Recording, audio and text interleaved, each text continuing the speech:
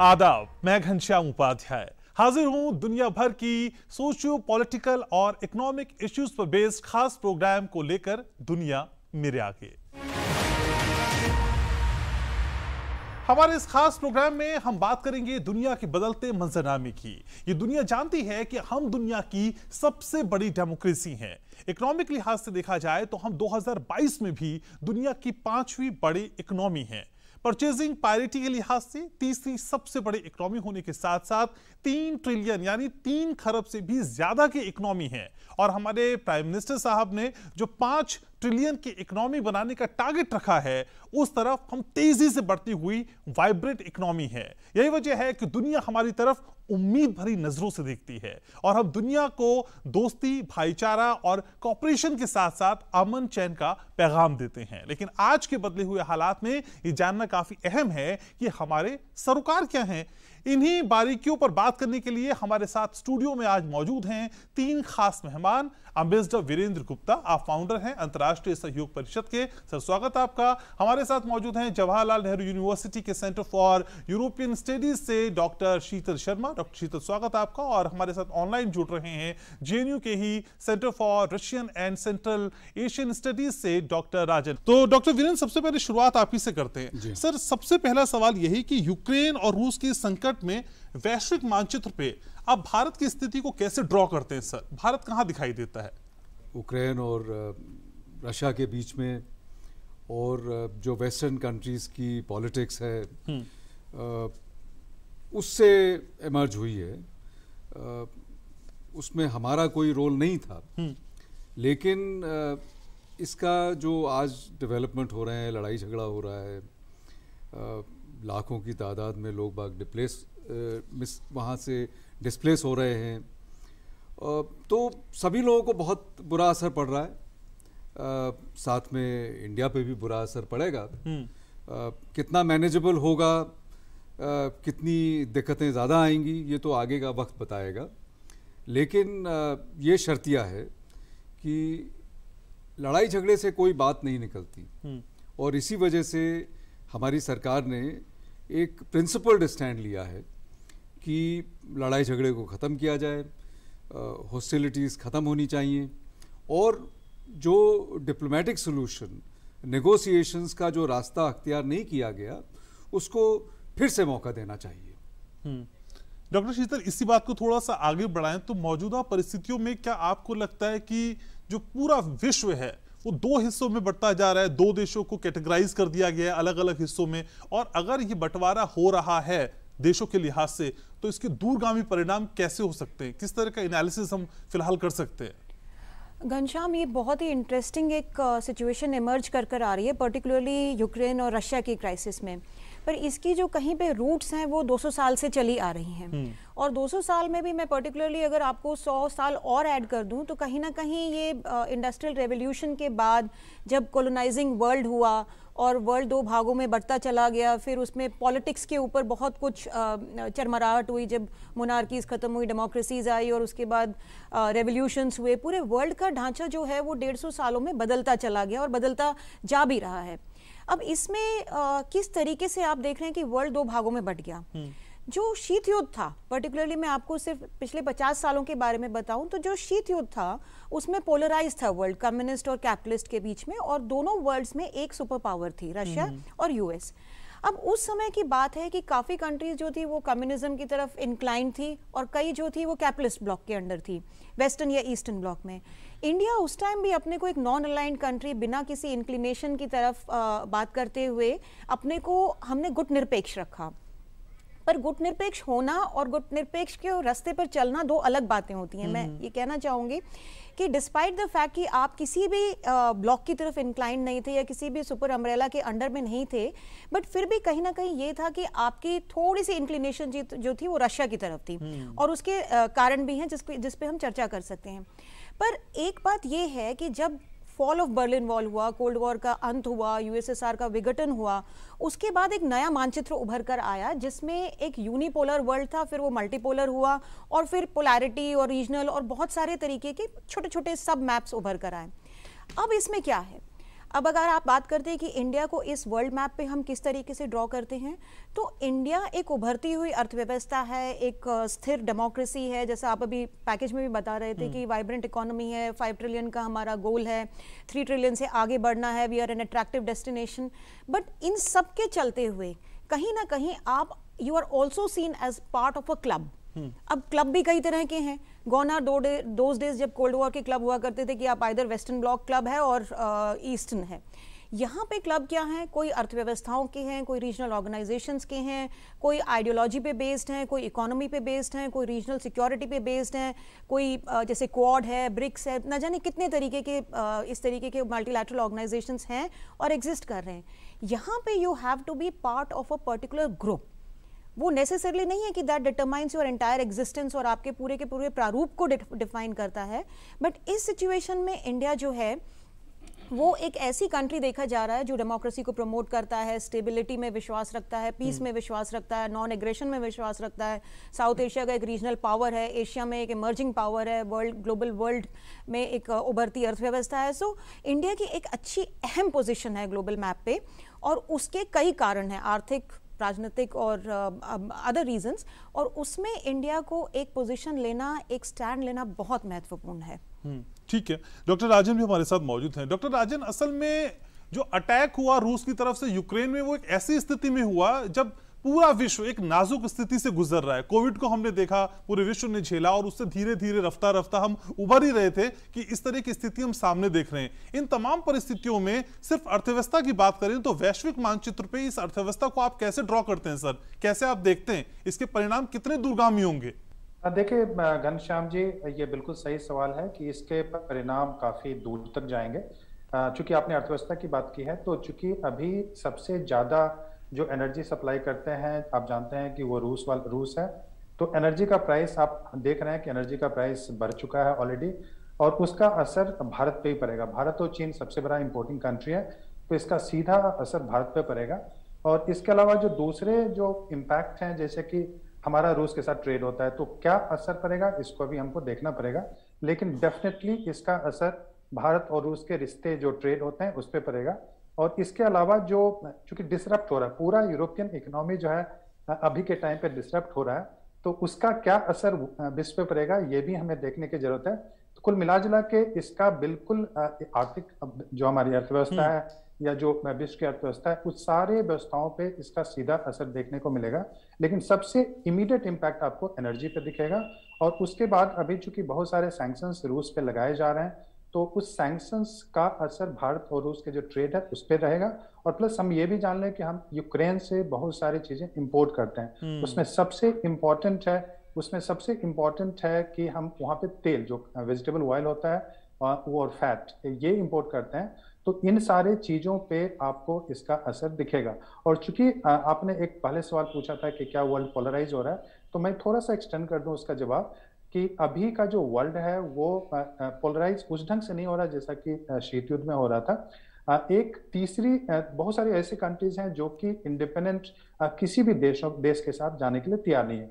मैं इसमें जैसे कि भारत या फिर ब्राजील, आप देखें कि ये, और चाइना भी टू एन एक्सटेंट, ये रूस के इशू पे एब्सटेन जरूर किए हैं। ये रूस को ओपनली कंडेम या क्रिटिसाइज नहीं करना चाहते हैं। लेकिन ये ऐसे बहुत सारे देश हैं जो कि रूस या नाटो या अमेरिका के साथ नहीं जाना चाहते हैं। वो बता रहे हैं कि रूस ने गलती की है, रूस ने वहाँ पे जो जिस ढंग का डिसप्रोपोर्शनेट वहाँ पे एक इंटरवेंशन हुआ है, इन्वेजन हुआ है, वो नहीं होना चाहिए था।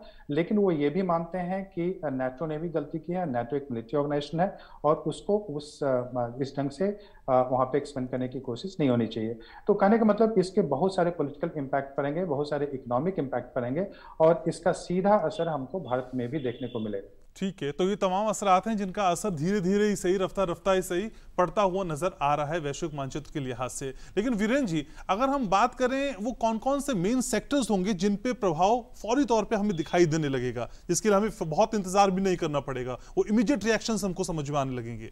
जैसा बताया कि एनर्जी सेक्टर में वो भी आज की अभी पोजीशन क्लियर नहीं है। ओके। क्योंकि जब भी ऐसी सिचुएशन आती है, लड़ाई झगड़े शुरू होते हैं, तो मार्केट का रिएक्शन नी जर्क होता है। और ब्रेंट क्रूड की दाम 100 से ऊपर 105 तक पहुंच गए डॉलर्स, तो काफ़ी ज़्यादा वैसे भी दिक्कत हो रही थी, वैसे भी पेट्रोल के दाम बढ़ रहे थे, क्रूड के दाम बढ़ रहे थे, इस क्राइसिस से और बढ़ गए।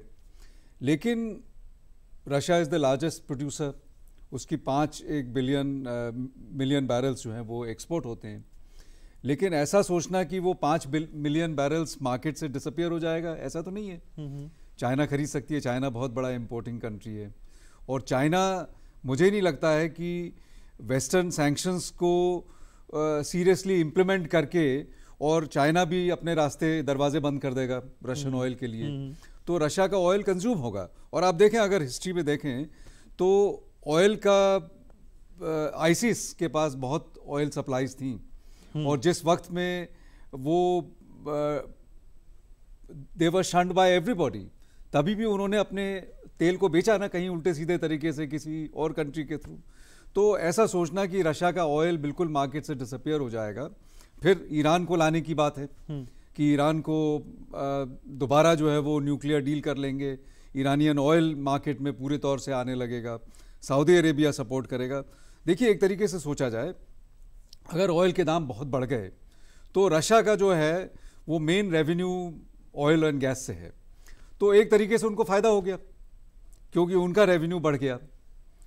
तो ये अभी अर्ली डेज हैं, कुछ कहा नहीं जा सकता है कि किस तरह से। हमारे जहाँ तक परिप्रेक्ष्य में देखा जाए तो Russia is a major arm supplier to India, और रशिया में क्या दिक्कतें आएंगी, हमको इस वजह से वेस्टर्न कंट्रीज़ का क्या प्रेशर पड़ेगा, ये बहुत बड़ा डिलेमा है कि जो वेस्टर्न कंट्रीज़ हमको अपनी स्ट्रेटेजिक कॉन्ग्रुएंस में लेने के लिए और समझने के लिए तैयार थे, अब वहाँ पे एक डाउट क्रिएट हो जाएगा। तो अभी तक पिछले हफ्ते भर में हम लोगों ने बहुत टाइट रोप वॉकिंग करी है, और उस डिलेमा को देखते हुए ना तो हमने दोनों तरफ से न्यूट्रलिटी रखी है। तो रशिया बहुत इम्पोर्टेंट कंट्री है, मिलिटरीली पावरफुल कंट्री है, तो जो भी सोल्यूशन निकाला जाए, जो भी सोल्यूशन वेस्टर्न कंट्रीज निकालें, उसको वो रखने की ज़रूरत है, उसको अपने बैकग्राउंड में रखने की ज़रूरत है कि आप जो है जो भी सोल्यूशन निकालें उसने रशिया की सेल्फ रिस्पेक्ट, एस्टीम और रशिया की डिग्निटी को हर्ट नहीं होना चाहिए। किसी भी छोटे मोटे कंट्रीज की भी डिग्निटी हर्ट नहीं होनी चाहिए। अगर रशिया तो बहुत पावरफुल कंट्री है, तो अगर western countries are bent upon mocking Russia, तो मेरा ख्याल है उससे कोई सोल्यूशन आगे नहीं निकलेगा।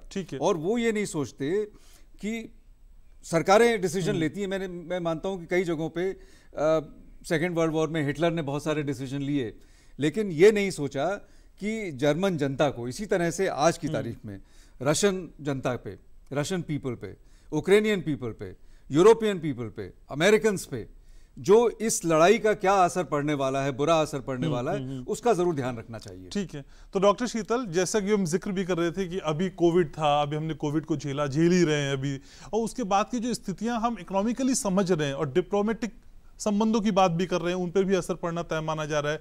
लेकिन अर्थव्यवस्था के लिहाज से आपको क्या लगता है, ये एक बहुत बड़ा डेंट होगा ये संकट जो हम देख पा रहे हैं? और अगर ये बहुत बड़ा डेंट है तो क्या यूक्रेन और रूस से 5000 किलोमीटर दूर भारत में बैठा एक आदमी ये सोच ले कि इसका मुझ पे कोई फर्क नहीं पड़ेगा, क्या ये मुगालता है?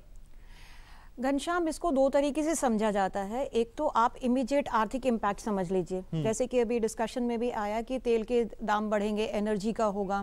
सबसे पहले एनर्जी किसको हिट होनी थी? यूरोप को, यूरोपियन यूनियन को हिट होनी थी। बट यूरोपियन यूनियन ने क्या किया कि सैंक्शंस के साथ वेस्ट ने जो भी सैंक्शंस लगाए हैं, यूएस ने लगाए हैं, यूरोपियन कंट्रीज ने लगाए हैं, उसमें सबने अपना एक तरीके से सहमति दी है और उसको फॉलो कर रहे हैं। यहाँ तक कि जापान जो वेस्टर्न क्लब का एक मेंबर है, उसने भी सैंक्शंस में पूरा का पूरा भागीदारी दिखाई है।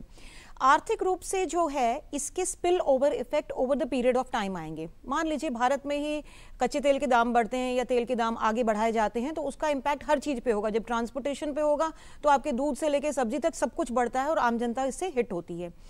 कोविड के निकलते अगर हम बात करें तो वैसे ही इकोनॉमी थोड़ी क्रंच थी, थोड़ा सा डाउनटर्न था। उसमें इस तरीके की महंगाई की मार तो हर आदमी के लिए, चाहे वो यूक्रेन में है, इंडिया में है या लैटिन अमेरिका किसी भी एरिया में है, वहां पे असर पड़ेगा। डॉक्टर राजन भी हमारे साथ मौजूद हैं। डॉक्टर राजन, अगर विश्व के सेंट्रल एशियन हिस्से की बात करें जो भारत के साथ लगातार अब नजदीकियों के तौर पे हम देख पा रहे हैं, क्या उन नजदीकियों के बढ़ते हुए आने वाले समय में अर्थव्यवस्था पे जो इंपैक्ट नजर आएगा उसको भारत के कॉन्टेक्स्ट से और खासकर विश्व के लिहाज से आप कैसे समझा सकते हैं? देखिए, जो सेंट्रल एशिया कंट्री हैं, जो जिसमें कि आप जानते हैं कि उज्बेकिस्तान, ताजिकिस्तान, ये सारे देश आते हैं, सारे स्थान वाले 5 देश जो आते हैं, तो इन सारे देशों के साथ हमारे संबंध बहुत अच्छे हैं। और भारत ने अभी एक समिट मीटिंग यानी कि जो हेड ऑफ स्टेट मिलते हैं, वो मीटिंग भी इंडिया और सेंट्रल एशिया के बीच में हुआ था। उससे पहले NSA लेवल की मीटिंग हुई थी अफगानिस्तान के इशू को लेकर, जिसमें कि रूस ने बहुत सपोर्ट किया था, क्योंकि ये मीटिंग रूस के सहयोग के बिना नहीं हो पाता। तो उस कारण से आप देखेंगे कि अभी जो सेंट्रल एशिया का जो माहौल है, वो उनमें भी वही द्वंद्व है जो कि भारत के साथ है। चूंकि उनके साथ दिक्कत यह है कि वो पहले सोवियत यूनियन के अंग रह चुके हैं, सोवियत यूनियन के साथ रह चुके हैं, और वो रशिया को सपोर्ट करें तो उनको डर है कि फ्यूचर में जाके रूस अगर उनके साथ अग्रेसिव पॉलिसी अडॉप्ट करता है, क्योंकि वहाँ पे भी रूसी पॉपुलेशन है, कजाकिस्तान में, किर्गिस्तान में रूसी पॉपुलेशन काफ़ी ज़्यादा है, और ताजिकिस्तान तो एक तरह से डिपेंडेंट है वहाँ पे, और तुर्कमेनिस्तान का जो ऑयल है और गैस है वो सारे लिंक हैं रूस के साथ। तो इन सारे देशों के साथ एक मजबूरी यह है कि छोटे देश हैं, पावरफुल देश उस ढंग से नहीं है, उनके पास रूसी पॉपुलेशन है, और उनको डर लगता है कि अगर रूस अग्रेसिव हुआ तो उनके लिए भी मुसीबतें खड़ा हो सकती है। लेकिन उनके साथ दिक्कत यह भी है कि वो रूस का विरोध भी नहीं कर सकते। वैसी स्थिति में वो चाहेंगे कि उनकी जो फॉरेन पॉलिसी हो एक तरह से मल्टी अलाइनमेंट फॉरेन पॉलिसी हो, ऐसे कंट्रीज को भी लाया जाए जो कि उनको बैलेंस करें।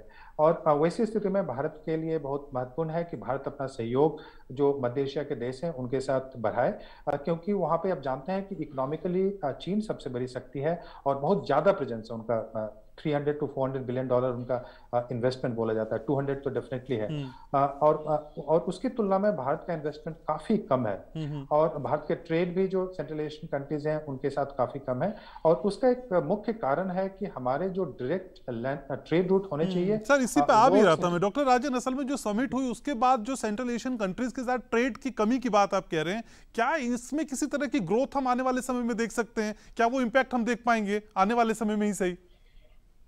देखिए, अभी तो और भी मुश्किल बढ़ने वाले हैं थोड़े से। अच्छा। क्योंकि रूस के साथ हमारा प्लान था कि नॉर्थ साउथ ट्रांसपोर्ट कॉरिडोर, जो कि इंडिया से लेके रूस का जो अस्ट्राखान का एरिया है, सेंट्रल एशिया के, मध्य एशिया के रास्ते से जाके उसको कनेक्ट करना था।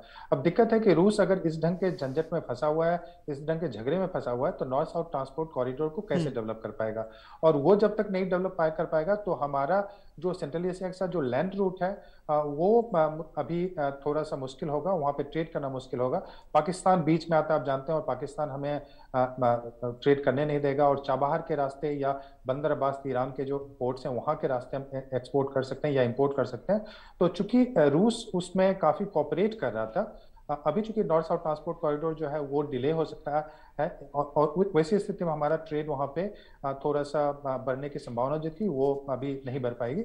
लेकिन एक चीज़ बता दें कि भारत और यूरेशियन यूनियन, जिसमें कि रूस सबसे बड़ा मेंबर है और सेंट्रल एशिया के भी देश हैं उसमें, तो यूरेशियन मेंबर के साथ एक बातचीत चल रही थी, उसको FTA बोलते हैं, फ्री ट्रेड एग्रीमेंट की। तो उस ढंग के अगर कुछ एग्रीमेंट हो भारत के साथ तो मुझे लगता है कि भारत का ट्रेड बढ़ सकता है। लेकिन अभी शॉर्ट टर्म में मैं कोई बढ़ेगा ट्रेड सेंट्रल एशिया के साथ ऐसा नहीं देख पा रहा हूँ। जी ठीक है। वीरेंद्र सर, क्या मौजूदा स्थितियों को हम 1973 में मध्य पूर्व में जो योम किपुर का युद्ध हुआ उससे हम तोल सकते हैं सर? उससे तुलना हो सकती है? क्योंकि हमने देखा सर उस युद्ध के बाद भी जो आर्थिक अर्थव्यवस्था थी, वैश्विक अर्थव्यवस्था थी, उसकी नींव तक हिल गई थी।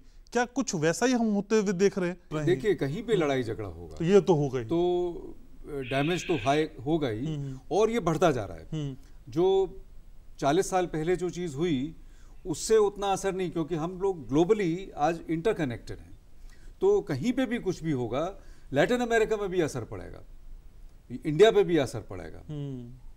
तो ऐसा सोचना कि एक हम कोकून में अपनी दुनिया में रहें, और जैसा आपने जिक्र किया कि 5000 किलोमीटर दूर जो हो रहा है होने दीजिए, हमें क्या फर्क पड़ता है। हम अमेरिका भी ऐसा सोच सकता है, लेकिन ऐसा होता नहीं है। एनर्जी प्राइसेस बढ़ेंगी, अमेरिका में गैस स्टेशन पे प्राइस बढ़ गई और लोग बाग जो हैं वो राष्ट्रपति को वहाँ पे क्रिटिसाइज करेंगे। आपने एक जो हमारे डायलेमा और बैलेंस की बात करी, उसके लिए शीतल जी ने जिक्र किया इंडो पैसिफिक रीजन का। तो देखिए हमारा जो डायलेमा है वो इस चीज़ से एमर्ज करता है कि हमें अमेरिका से स्ट्रेटेजिक कॉन्ग्रुएंस की ज़रूरत क्यों पड़ी और अमेरिका को हमारे साथ स्ट्रेटेजिक कॉन्ग्रुएंस की ज़रूरत क्यों पड़ी, क्योंकि चाइना को मद्देनज़र रखते हुए। तो चाइना वास्तव में अब ये सब उल्टा पुल्टा हो रहा है। ऐसा लगता है कि जो शीत युद्ध ख़त्म हो गया एक तरीके से, उसको फिर से किसी तरह से उसका हम रिवाइवल या उसके रेमिनेंट्स को देख रहे हैं, लेकिन ये सरियल है, ये रियल नहीं है। क्योंकि रियलिटी में दुनिया को दो बड़ी चीज़ों से खतरा है, एक तो चाइना से और दूसरा है इंटरनेशनल टेररिज्म से, जो कि प्रेसिडेंट ट्रंप ने बड़े बखूबी जो है वो उसका जिक्र किया था। तो ऐसा नहीं है कि स्थिति नहीं बदली है, स्थिति अभी भी वही है कि हमें चाइना। तो जो हमको जो दिक्कत पड़ रही है कि अब हम यूक्रेन में जो युद्ध हो रहा है जी, इसको माने कि रशिया और अमेरिका की राइवलरी है। तो इस सिचुएशन में हम न्यूट्रल तो अभी रह पा रहे हैं, लेकिन कितने दिन तक रहेंगे ये, चूंकि हमको अमेरिका के साथ चलने की बहुत ज़रूरत है। चाइना को अपनी थ्रेट को, क्योंकि हमारे को इंडिया को मैक्सिमम थ्रेट कहाँ से आती है, वो तो ग्लोबल ऑर्डर की, लेकिन इंडिया की जो थ्रेट है वो चाइना से है और चाइना को हमको न्यूट्रलाइज करने के लिए अमेरिका को साथ में रखना ज़रूरी है। तो इसलिए जो है ये हमारे ऊपर तेल की प्राइसेस ऊपर नीचे होंगी थोड़ी बहुत, मैं समझता हूँ कि वो जो उसका असर हमारी इकोनॉमी पे मार्जिनल होगा, लेकिन जो हमारी पोजीशन है स्ट्रेटेजिक स्ट्रक्चर में दुनिया में, उसमें हमारी क्या पोजीशन कैसे बदलाव में किस तरह से डेवलप होगी, किस तरह से इवॉल्व होगी, इसका बहुत बड़ा असर हो सकता है। आप तीनों का बहुत बहुत शुक्रिया, आप लोग चर्चा में आए, शामिल हुए, थैंक यू सो मच। तो हमारी इस खास पेशकश में आज बस इतना ही। आप अपने रिएक्शंस, अपने इमोशंस के साथ हमको भेज सकते हैं, आप हमें ईमेल कर सकते हैं। इसके लिए हमारी ईमेल आईडी है ddurduspecials@gmail.com। इसी के साथ आज इस खास कार्यक्रम में इतना ही। हमारी पूरी टीम को दीजिए इजाजत, नमस्कार।